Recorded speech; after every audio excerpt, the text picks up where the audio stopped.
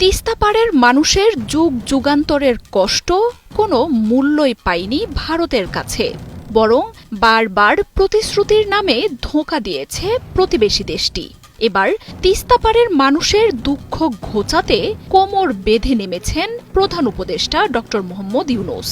আর এই অভিযানে তার সঙ্গী হতে পারে শি জিনপিংয়ের চীন।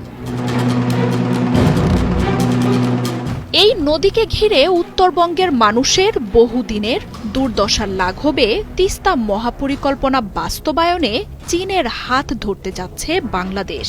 এই পরিকল্পনার অংশ হতে প্রধান উপদেষ্টার চীন সফরেই আগ্রহ দেখিয়েছে শি জিনপিংয়ের সরকার। আর চিকেন স্নেকের কাছাকাছি রংপুর অঞ্চলে চীনের সম্ভাব্য উপস্থিতিকে ঘিরে এখন শঙ্কা আর দুশ্চিন্তা ভর করেছে নরেন্দ্র মোদীর কপালে। বাংলাদেশ ভারতের আন্তর্জাতিক নদী তিস্তার পানি বণ্টন নিয়ে দুই দেশের বিরোধ বহুদিনের। সিকিম থেকে উৎপন্ন হয়ে পশ্চিমবঙ্গ দিয়ে প্রবেশ করা এই নদী বাংলাদেশের উত্তরবঙ্গের 2 কোটি মানুষের লাইফ লাইন হিসেবেই পরিচিত।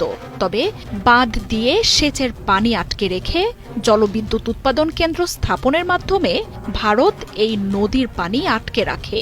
কৃষি আর সেচে বড় ভূমিকা রাখা এই নদীর পানি সময় মতো না পাওয়ায় বাংলাদেশের তিস্তা পাড়ের মানুষ বঞ্চিত হয় মহামূল্যবান ফসল থেকে। আবার বর্ষা মৌসুমে অতিরিক্ত পানি ছেড়ে দেয়ায় ভেসে যায় তিস্তা পাড়ের মানুষের জীবনযাত্রাও। তিস্তা নিয়ে এই ভোগান্তি দূর করতে বহু দিন ধরেই এক মহাপরিকল্পনা নিয়ে কথা চলছে। এই প্রকল্প বাস্তবায়নে শুরু থেকেই ব্যাপক আগ্রহ দেখিয়ে আসছে চীন।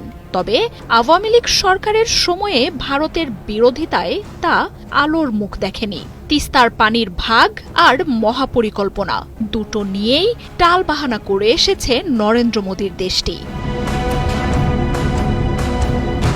অন্তর্বর্তী সরকার দায়িত্ব নেয়ার পর প্রাণ পায় তিস্তা আলোচনা।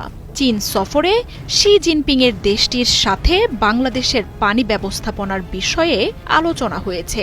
সেখানে উঠে আসে তিস্তার কথাও। নদীটির উপকূল ব্যবস্থাপনায় অবকাঠামো নির্মাণ ছাড়াও বন্যা নিয়ন্ত্রণ এবং গ্রীষ্মকালে পানি সংকট দূর করতে বিভিন্ন ধরনের অবকাঠামো গড়ে তোলার মতো বিষয় রয়েছে তিস্তার পরিকল্পনায়।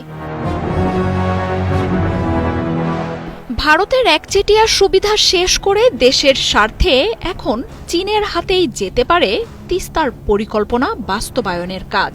এই নিয়ে এখন রীতিমতো ঘুম উড়ে গেছে ভারত সরকারের।